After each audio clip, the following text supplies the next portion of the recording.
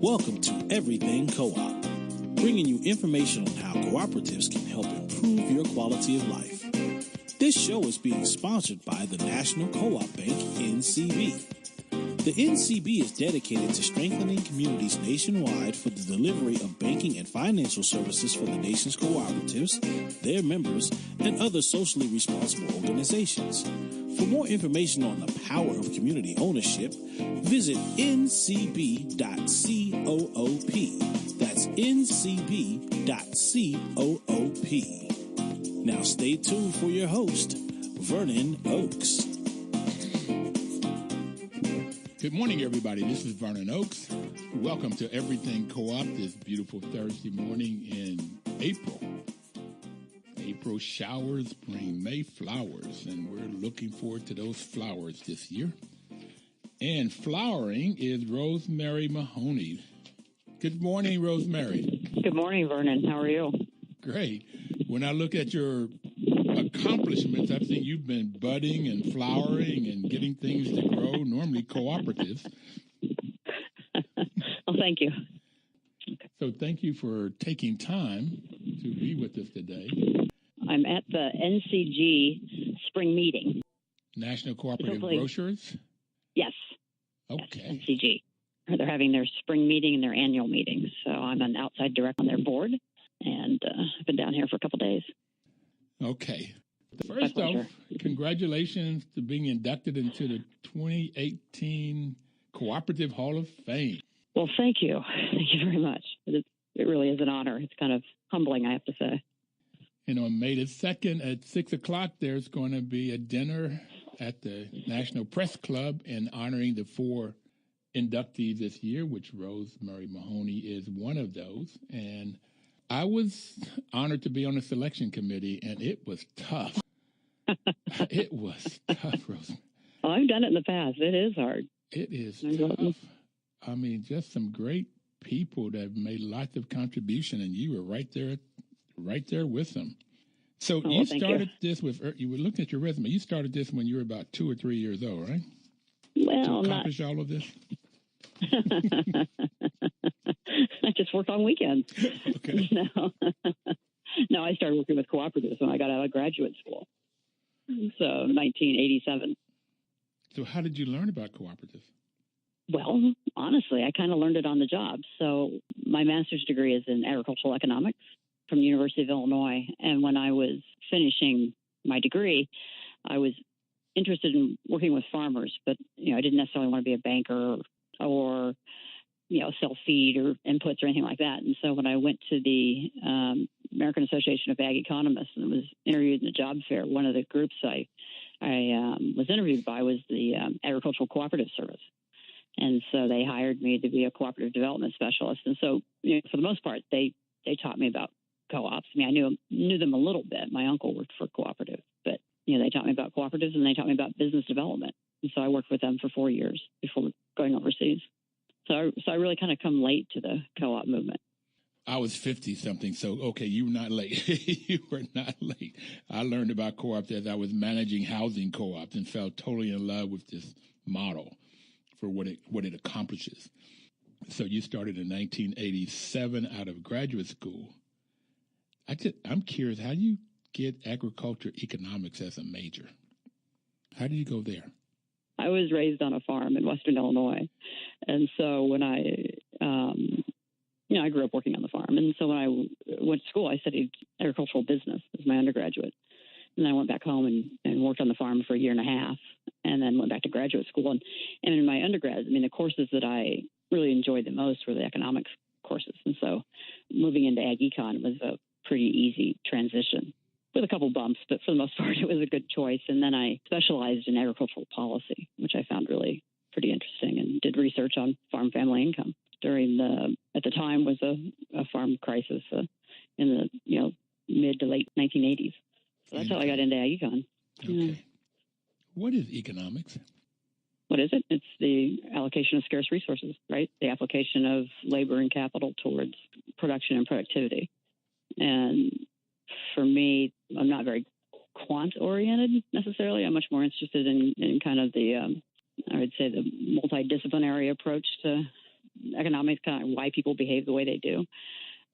In some ways, why don't. In other cases, it's kind of more interesting why they don't behave in the way you expect them to do. So I'd say I'm a little bit more on the social side of ag econ, certainly than the quantitative side. But for me, it's really interesting is that, think about some of the externalities, like the things that we don't, as a country, think about in terms of like costs, right? That we don't factor in environmental costs or we don't factor in social costs. We only look at kind of the financial bottom line. And I feel like I find that stuff really interesting and think that if we took a broader view of value, a broader view of costs, that might be a really interesting conversation. And interesting conversation, probably change perhaps some of our policies and outlook. Absolutely. It would force us to have a longer term perspective, right? We would make our investments differently, I believe. If you look at what I was taught in the MBA program, Masters of Business Administration, decisions were made on what's the maximum return to the investor. Mm-hmm. And that's right. Normally very short-term look. Exactly. And I keep interrupting. Yeah, no, I was going to say, like this quarter, if the long-term view would be a year, but it's more like, what's the impact right now? Well, exactly. And so, if you're managing a company with a 90-day perspective, the choices you're going to make aren't necessarily the ones that build a strong, sustainable company, something that's going to last into the future. And I think we've kind of, I hate saying it this way, it makes me feel like an old person, but I feel like we're kind of losing that. And I think that we need to get some of that back, that, you make choices that may not be the best choice for giving back returns in 90 days, quarterly returns, but they're going to be paid off in 5-10 years down the road. But you got to do both. I've talked on this program a lot, Rosemary, about a couple of research pieces that the National Co-op Bank has funded to look at housing co-ops, and they compared HUD-funded housing co-ops compared to HUD-funded apartment buildings, and housing co-ops outperformed the apartment investments in every variable. Mm-hmm. A lot of it because the people in the housing co-op took a longer-term view and replaced roofs when they needed to be replaced and fixed things. And so the physical plant was better 40 years down the road than the apartment was. Mm-hmm. Mm-hmm. Rents were lower because people took better care of it, and they didn't have the investment piece of getting increases every year. Increases happen when costs went up, not because of investments. People enjoyed their community better because they were a part of it and they made decisions. So you look at every aspect, social. Oh, they also had savings in affordable housing. They talked about a 7.1% return off of their investment of whatever they put in their membership fee, but they also didn't consider the write-offs, the tax write-offs, and the lower cost, the opportunity cost. So it was huge in terms of investment. And I asked myself, Rosemary, why we don't as a country then, as HUD, put more money into co-op housing than in apartment buildings. And it would be the same thing with this longer view of agriculture or any other part of our economy. Why don't we make those investments that just really make more sense? Just so much more sense. Well, I guess the two-word answer would be vested interest. But, right. And I think the other thing is we both know is co-ops are just not that well known as an organizational model and as a business model. And I think it's within the co-op community. Obviously, it's something we've talked about for years, and I think in some ways we're doing a better job. But it's still a missed opportunity, right? That what we need, I believe, is when people have a problem they're trying to solve, or they have an issue they're trying to solve, that they think of a co-op themselves as a potential for solving that problem or creating that opportunity, as opposed to people who really know co-ops going out and looking for problems that they can solve. You know what I mean? Mm-hmm. And so I think that's a real challenge. And frankly, I'm not exactly sure how you get to it. I think in some ways, a cooperative solution to a kind of a large burning problem that brought recognition to the model would get a lot more people thinking about, could I use a cooperative in my community or in my business space. But that's missing. And without that, I think we miss probably tons of opportunities where cooperatives could be really valuable because people just don't know it. They don't know about it. Well, you mentioned vested interest, but I want to go back to that because that fits to me of people not knowing about it also. So can you explain a little bit more about what you mean by vested interest? You said it quietly. I'm still kind of walking around the hotel looking for a quiet space. Oh. But what I meant by it was that, when a system is set up in the way that it's set up, people have a vested interest in that remaining the way it is, right? And so, in any case, when you change the way something's arranged, there's going to be some winners and there's going to be some losers. Look at the president talking about a trade war, or tariffs. When he does that, he's essentially selecting who's going to win on trade, but he's also selecting who's going to lose. Okay. And so, the farmers and everybody else who see, tariffs as a threat are going to say, hey, wait a minute. I got a vested interest in the way this trade is set up right now. And they're going to push back. And so that's what I mean by that. So I think, I'm not as familiar with housing. I'm probably only familiar enough with cooperative housing to be dangerous. But we'll come back in. We got to take our first break. Oh, and we'll come back and continue this conversation about vested interest and how people make choices in short term versus long term. We're going to take our first break, get the weather, the news, and the traffic, and we'll be right back. Please don't touch that down.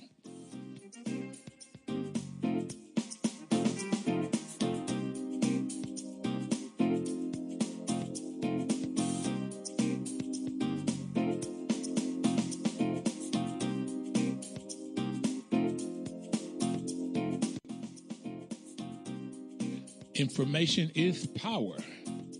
At least if you get the information and put some action to it, then that's where you get your power. So that's why WOL makes a great, great partner for this program.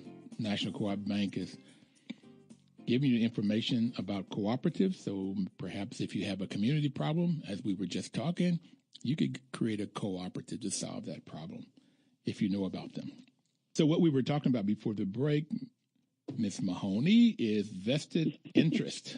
See, I have a little bit, you said if a system is in a certain way that some people wanted to keep it that way, some people will win or lose if you make changes. But when I look at the apartment piece versus co-op piece, the people that own the apartment buildings in that system are normally people with capital. Mm-hmm. And their vested interest is to keep making money off of those apartments. And so they want to get the grants and the loans and low interest loans from HUD to create apartments for affordable housing because they make good money off of it. Where if you gave the money to cooperative housing, then the residents own the property. The likelihood of there being much profit is slim because they keep the rents low as they possibly can for affordable housing. But if there were profits, then the residents would get that profit. So I find that the vested interest is for those folks with capital, and then they give money to hire politicians, and the politicians create policies that will benefit them. So that's my system. Now, I was told once on this program that I'm sinister about that, but I really believe that's true for me.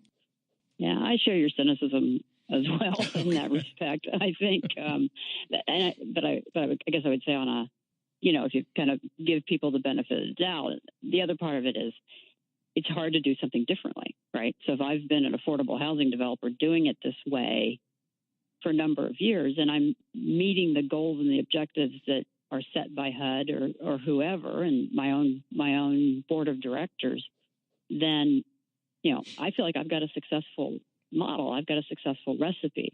And, so to change that is a little bit of risk. Mm-hmm. I'm unlikely to change.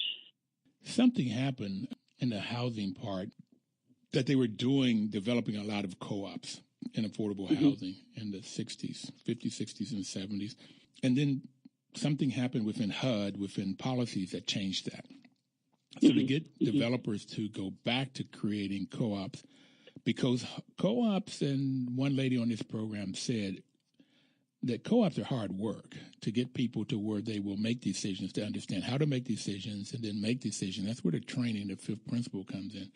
And that takes work and effort. And so sometimes creating a co-op, housing or other, it'll take more time on the front end. That's been my experience. What about yours? Or you're a developer. You're more developer. Yeah. I don't do housing co-ops. I know. Although I lived in one in grad school. I just remembered that. I think that's right. I mean, to set up a cooperative properly, right? I mean, you need several things, but two that you really need is you need to make sure that the members have a true understanding of what it is they're taking on and what their role and obligation in that is going to be, and then helping them, to the extent they need it, to step into those rules and to be trained and to be, informed about what they're going to do and the amount of time it takes and, all of that. And, depending on what you're doing, a co-op can take a fair bit of time on the parts of the founders. And so I think, we certainly live in a society where many of us feel like we just don't have hardly any spare time. And so, there's that element to it. Then the other is, and a housing co-op, of course, has its own economic or its own business model. But for any co-op, they've got to be successful businesses. They've got to be successful entities in whatever space they're operating. And so you have to have that piece as well, which either means the capital that you need to really start it, the reserves you need to run it, the business volume you need to succeed, the talent you need to manage it and operate it on a day-to-day basis. I mean, you have to have all of those things. Same thing with a housing co-op. All of those things you need. As I say, you may not need them all on day one, but you need them eventually. So that's all got to be part of the plan in terms of how you're putting it together. And so I think if I were an affordable housing developer and I looked at that, I might say, that's a big lift. And it adds some additional costs, right? I got to do the governance stuff. I've got to do, so I might be reluctant to do it. And so part of what I think about in terms of like starting co-ops, or if you want, we can do lots of one-offs, co-op here, co-op there. But if you really want to get into a space where you're really changing that space because you're able to put lots of cooperatives into it, then I feel like, is there a way that we can change that paradigm a little bit? Can we make it easier for people to have a cooperative? I don't know that I know the answer to it, but I think that if we don't answer it, then what we're going to have is, kind of what we have right now, or you're just going to need some opportunity where the cooperative solution is so obvious and so quickly rewarded that people will put a lot of cooperatives into that solution. So you said that when you first got started, they taught you about co-ops and how to develop co-ops. And on your resume, that's what you've done a lot of, is developing co-ops. Could you take us through the steps for developing a co-op? And are these consumer co-ops or worker co-ops, or what kind of co-ops? I've done a few different. I mean, certainly when I started out at the Department of Agriculture, I was working primarily with farmer cooperatives. So farmers were the members. In some cases, it was rural crafts people. So it was all rural work. Over the years, I've done a lot of work with purchasing cooperatives as well. So cooperatives of independent businesses. And then my international work is almost entirely agriculture. And so that's, again, but it's smallholder farmers. So you'd be talking, farmers that have, 2 to 5 hectares generally. And their only tool is a hand hoe for farming. So, it's that kind of agriculture. Yeah. So essentially the steps are that, somebody's got to identify the need, right? The common need or the common challenge that, confronting their community. So let's say it's farmers, they say they can't get, they have trouble selling individually. They could negotiate better if they were in a group. They could get access to seed or inputs if they were in a group, things like that. So they identify what the opportunity and need is. And then they, you put together a steering committee or a group of those farmers who say, we're going to explore this idea. And then there's, of course, the fact finding in it, which is, what does it take to form a co-op? What's it going to cost me? So you kind of do a preliminary, I would say, some feasibility work and just say, this is what this is and this is what this is going to take. And that group should talk about itself about whether they have the resources or the energy to do it, right? Is there enough value there for them individually to go ahead and continue forward? And does it look like it could succeed? And if it does, then they need to start putting together, those additional details, which would be a business plan, their founding documents to say, there's a business plan to say, this is the amount of volume we're going to have to succeed. This is what it's going to take to finance this. This is what, the governance and the structure of this thing is going to look like. And then, you would have to, if they, again, agree that all seems doable, then they have to start executing it. So they would, incorporate, they would start with their founding members. They would start to, grow their membership according to their plan, start their operations, find startup capital. It's like, at that point, it's just like starting any other business, except that you've got the governance piece of it being a cooperative. And I guess that's where it takes more time. It can, yeah. People understand the governance piece and their responsibilities. Right. Right. And for if a group has the resources, right, they can hire an outside consultant or a co-op development center or somebody like that, to help them get through that process. And that can help certainly do that startup piece, that fact finding, feasibility, business planning piece. You could do that a lot quicker because you've got somebody working on it. Mm-hmm. But the trick there is that you can help people do that, but you can't do it for them. So you can help them put together a feasibility analysis. You can help them put together their business plan, but they got to own it. It's got to be theirs. It can't be yours as a consultant. Okay. So I just real quickly, you said something I'm going to go back to. You said that a lot of Farmers International had a couple of hectares, and I had to look that up as 2.5 acres approximately. So if they had so it'd be about 5 acres. 5 acres. Okay. So a small piece of land. Five football fields from end post to end post. I try to get what an acre is. So we got about 5 football fields. Okay. We're going to come back, and I would like for you, if you would, we're going to take our next break here, but I'd like if you would just maybe think over the break and give us an example of either an international co-op that you have to create, the steps that they went through and where they are, and maybe something nationally that you helped to create and where they are and how much time did it take for these different steps. But we'll be right back.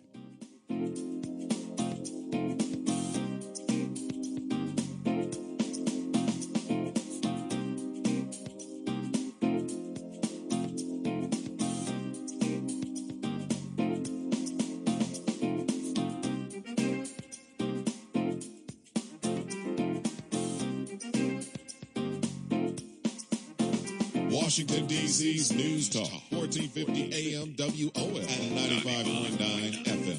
Welcome back, everybody. We have Rosemary Mahoney, who's online with us today, and she will be an inductee to the Cooperative Hall of Fame 2018.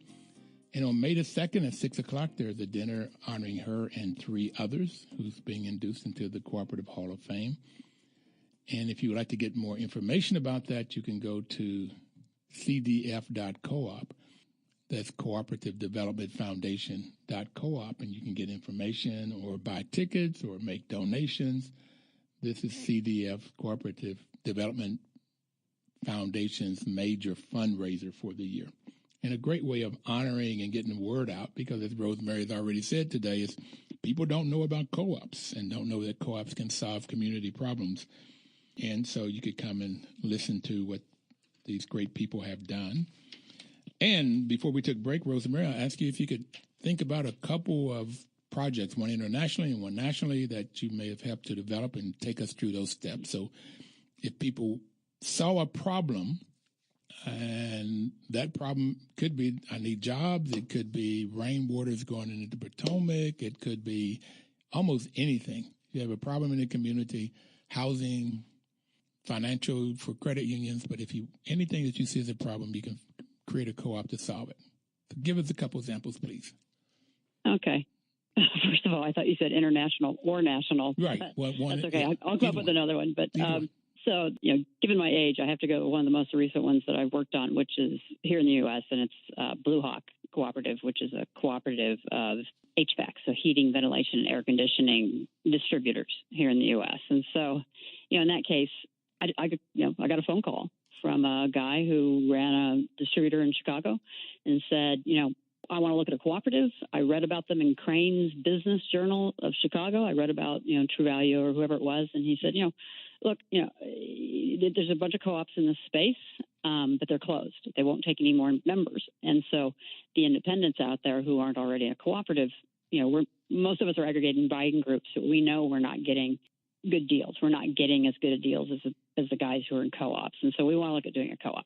So I put together a team to work with him and said, you have to be our partners in terms of bringing the sector expertise to this project.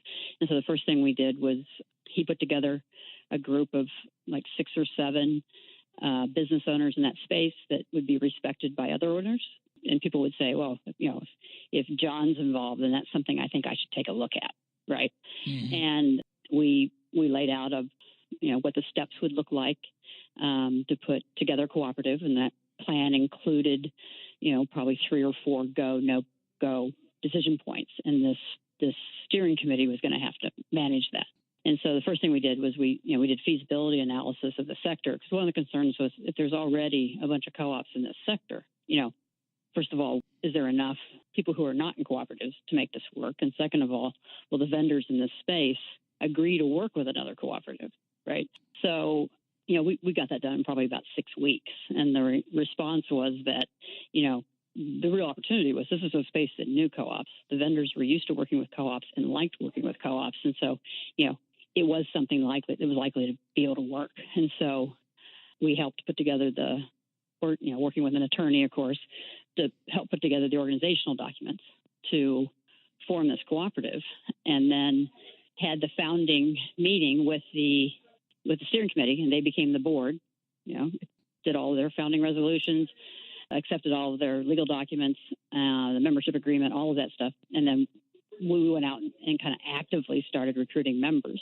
And once we got to and we put together the business plan, and that was approved at that meeting as well. So, and then we started recruiting members. And once we got a certain number of members, I don't recall exactly what that was, then we started negotiating with vendors to get some early deals, and then that would help us bring in more members. And so then it just becomes kind of a step process. You bring in a certain amount of volume, and then you can get at more vendors who will negotiate deals with you. And then they also hired a CEO. And of course, in this case, they hired Lance Rantola, who was very familiar with purchasing co-ops, had worked with him for a number of years. And so, he was able, this cooperative grew quite quickly. They had, something like 300 members within, 18 months or something. But I'd say from the point of that first phone call until we had launched the cooperatives and recruiting members was probably less than 6 months. But in that case, you're working with business owners who have resources, highly motivated to do it, particularly once they saw what the value was going to be. So that's one where it's a little bit, I won't say it's easy. There's always complexities in it, and you need to make sure people are aligned and understand what they're doing. But it wasn't overly difficult, and it's been, in my opinion, quite successful. I want to go back a minute and make sure that I have it and other people listening have it. So in this case, these are people that distribute heating, ventilation, air conditioning units. So they're not the manufacturer. These are companies that distribute this product. Right. So their customers would be contractors, right? Right. For the most part, and that could be either residential or it could be commercial. All right. Or it could be both. Right. So that's called a purchasing cooperative. So there's basically 4 types of co-ops real quickly. One is if the employees own the business, then it's a worker cooperative. If it's owned by the customers, it's a consumer cooperative. An example of those are credit unions and housing co-ops. And a purchasing co-op is when people come together so they can buy things together, and hopefully they'll get a better product or as good, if not best product, at a lower price. And if you form that co-op, then they can hire staff who become experts at dealing with the manufacturer or whoever they're buying from. And then you could have a marketing co-op. If you're making something, you could end up marketing. And farmers are ones that have purchasing co-ops, and they have marketing co-ops. Those are the basic 4. So in this case, it is a purchasing co-op. And so it took you 6 months. That's wonderful to get people together, get up to 300 or so different distributors throughout the U.S. Is that correct? Yeah, it took longer to get 300 in. It took about 18 to 24 months to get up to 300. But we had the co-op up and going. And I think it was profitable within a year. Or it was cash positive within a year. It was probably profitable within 2 years. Cash positive is best. Well, in those co-ops, and the other reason they're not complex is because, they're less complex is because, this type of a purchasing cooperative doesn't handle the product. It only negotiates the deal and the rebates and and things like that, and then works really hard to get its members to use the deals the cooperatives have put in place. And so, from a vendor's perspective or a manufacturer, they like these cooperatives because they save them on marketing, right? Mm-hmm.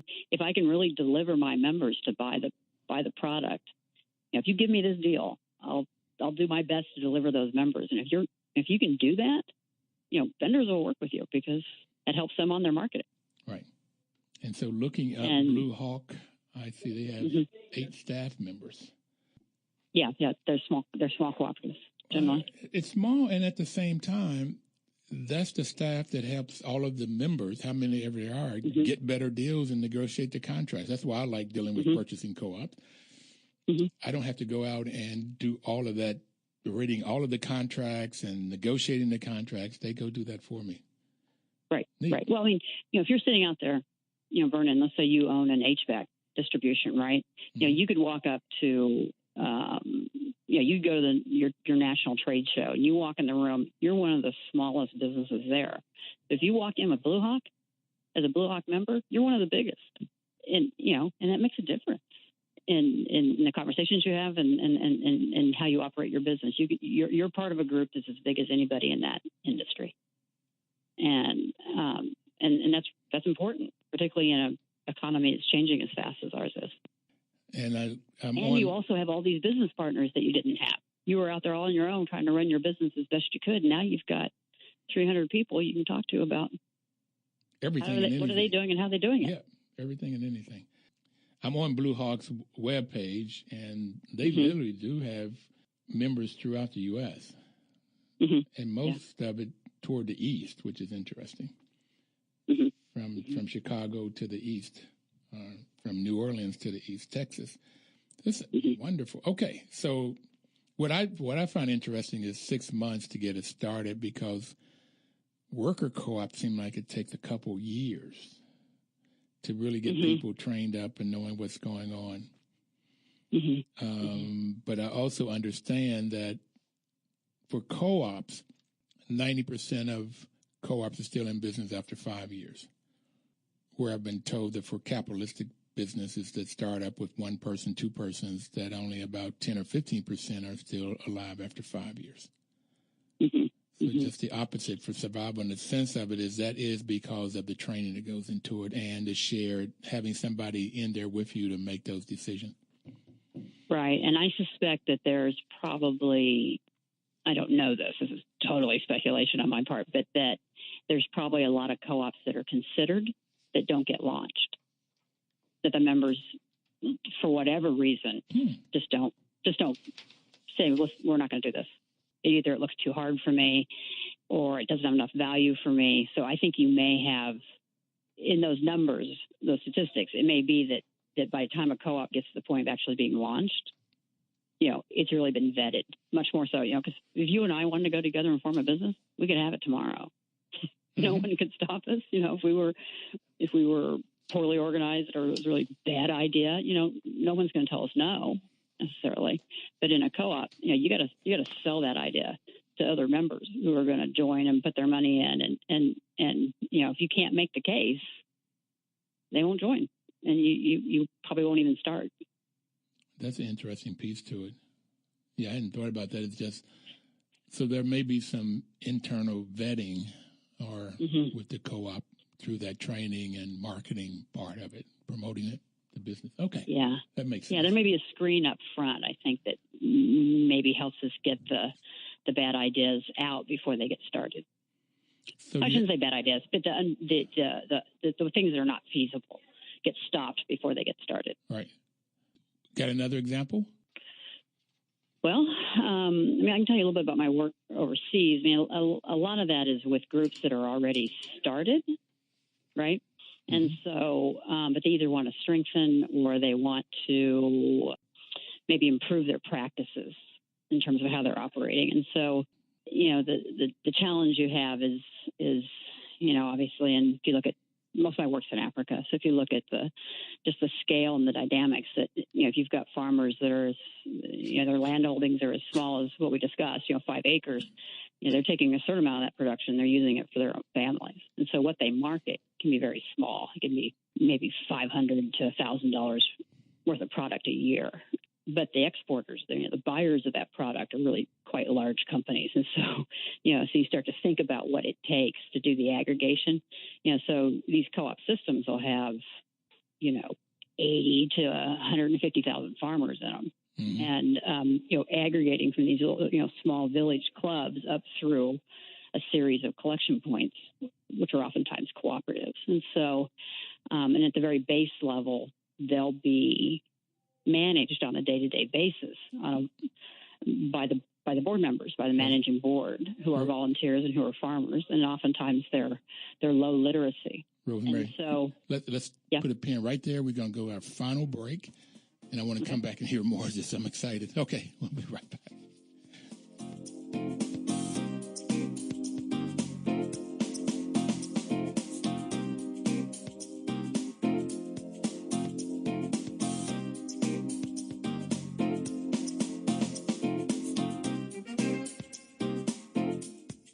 Washington, D.C.'s News Talk, 1450 AM WOF and 95.9 FM. Okay, we're back on. This is Vernon Oakes. Everything Cooperative is the program.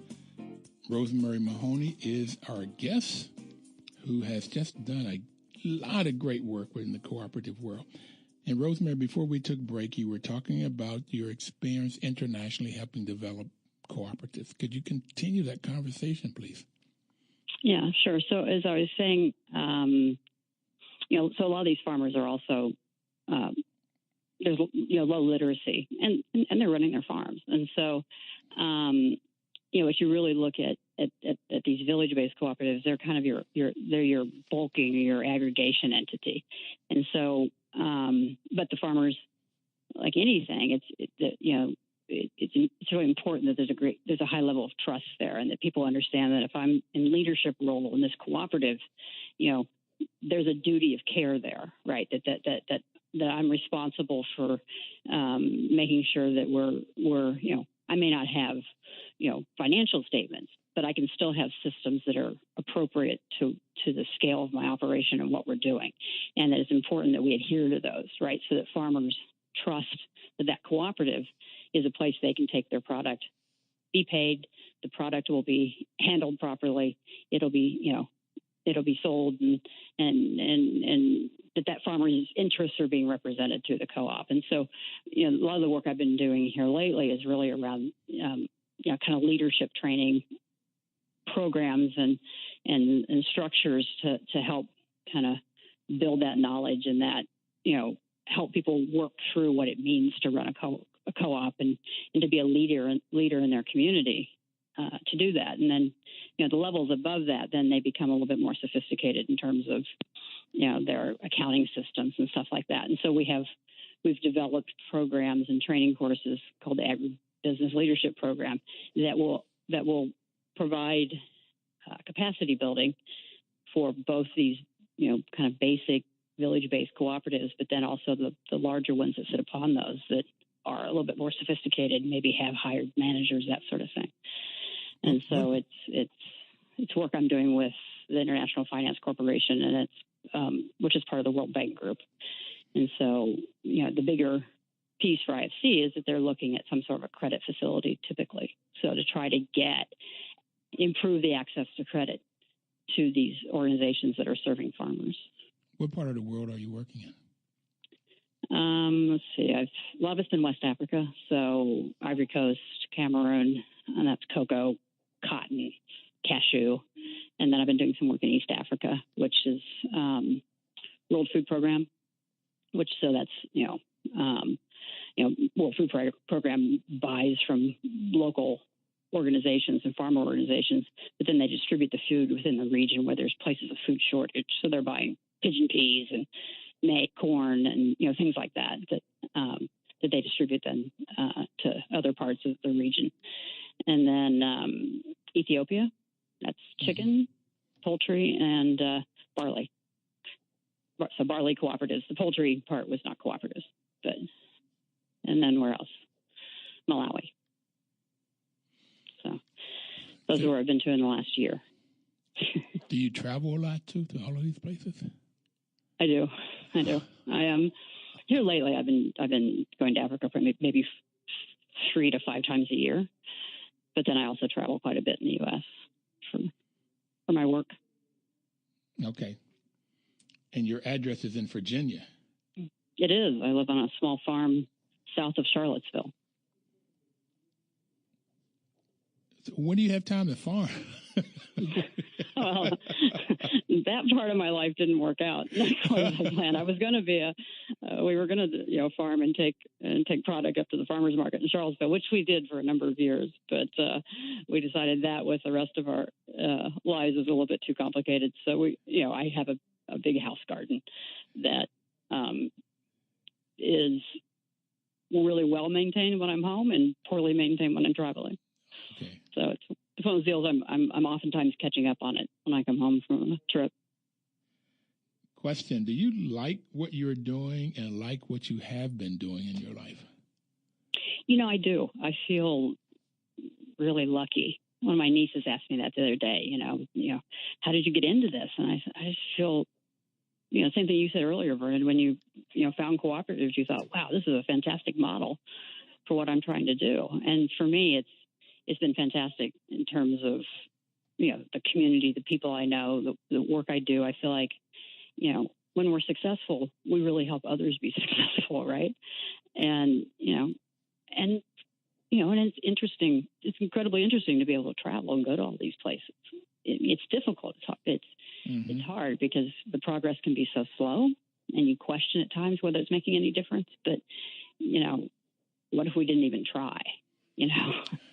That you're at least giving people an opportunity to succeed in a situation where they are without question, the smallest entity in the room. So the reason I hear not just like, the reason you love what you're doing is because you're helping other people help themselves. Mm-hmm. Is that kind of? Yeah, ultimately. And I really, I do consult. I really like consulting for me because it allows me to work in a lot of different, not only places, but a lot of different industries, a lot of different channels. So, I'm bringing cooperatives. That's what I know, but I can bring it to a lot of different channels and a lot of different situations.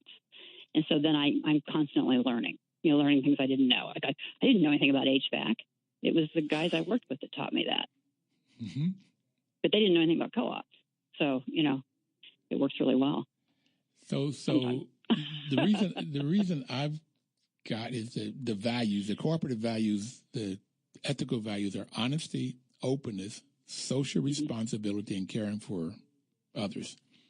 Mm-hmm. And when you look at those values, to me, that's why, and everybody in 4.5 years, I've asked that question, and I've asked it to most people on the show. It always comes, I love what I'm doing. And it normally comes down to those values and seeing those values get implemented and seeing people, let's say it another way. Dame Pauline Green said on this show, she was the president of International Cooperative Alliance, cooperatives help people come out of poverty with dignity. Yeah, Pauline's great. Yeah, I completely agree with that.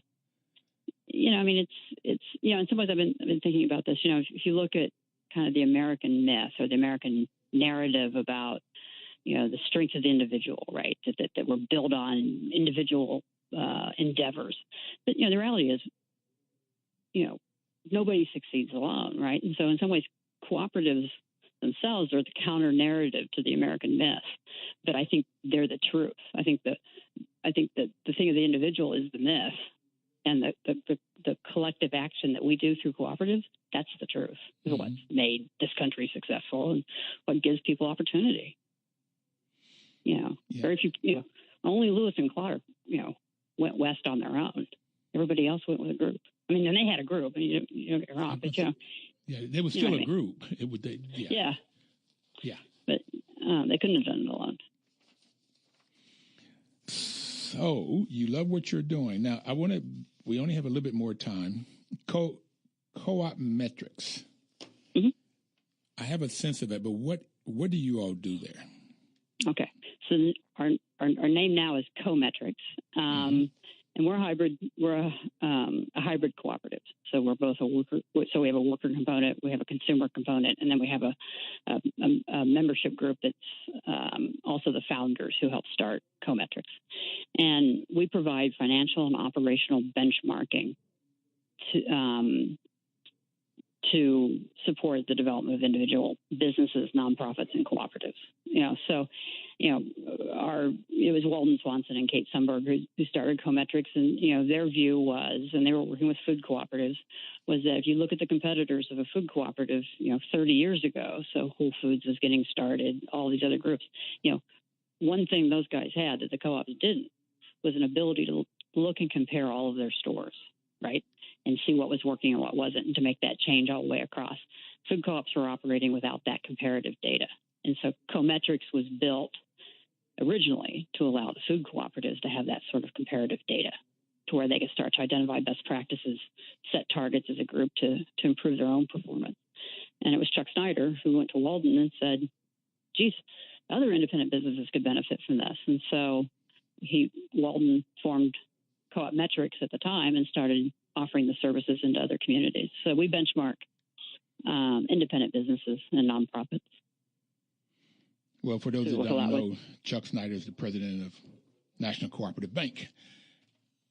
He's our sponsor today.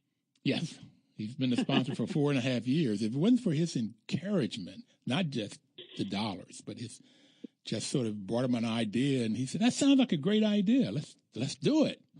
Yeah, he's great. Yeah. He has a tremendous amount of enthusiasm for this. Just the idea that we need to be working to spark more co-ops and to help people succeed. Last minute, what do you want to leave people with? What do I want to leave people with? Mm-hmm. It's much easier. I just answer your question. I guess, I just feel like this is the good people's work, and we just got to keep doing it and be thinking about ways to get better. One question I'm brainstorming in my mind, and I don't have the answer, is, we've got a business model that comes out of the 19th century in a world that is changing incredibly fast. Is there ways that we can take the core of that business model, that business concept, and make it work even better in what's happening right now? And before he cuts us off, I think the reason is what's common is what's been there all the time, and that is that caring for one another, working together as groups. That's what's there, no matter how much change. Being community. Right. Yeah. Right. The community's coming together in different ways now, and that's something we have to think about. Because I think people do. I think they're hungry for authenticity, and I think that's something cooperatives really have. Rosemary, right. Thank you so very much, and everybody out there, please have a wonderful week and work cooperatively, live cooperatively. We'll see you next Thursday. Thanks, Rosemary. All right, thank you. Washington, D.C.'s News Talk, 1450 AM WOS and 95.9